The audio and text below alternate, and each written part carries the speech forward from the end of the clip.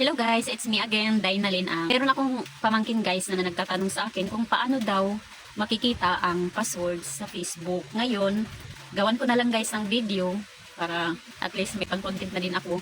Maganda to guys, sa hindi pa nakakaalam nito, ito na.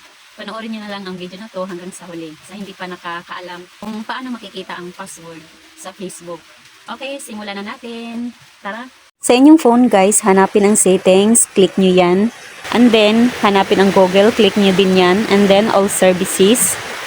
And scroll down guys. And makikita nyo dyan ang autofill with Google, click nyo yan. And then, Google Password Manager, click nyo yan. Ayan, makikita nyo ang Facebook, click nyo din yan. At dyan mo makikita guys ang inyong password sa Facebook. Click nyo lang yung mata guys at makikita nyo yan. Kung nagustuhan nyo ang video na to, paki-follow and share na lang guys para sa hindi pa nakakaalam kita nila ang video na to. Okay, thank you for watching everyone. Bye-bye.